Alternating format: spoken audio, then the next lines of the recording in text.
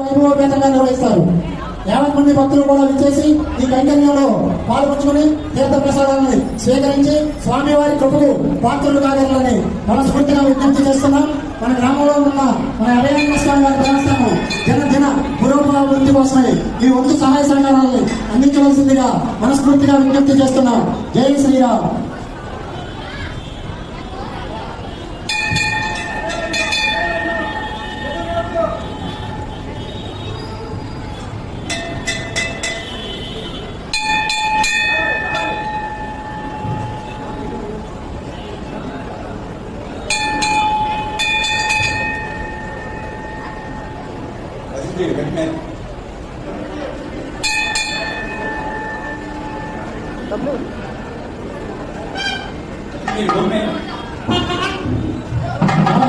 కూడా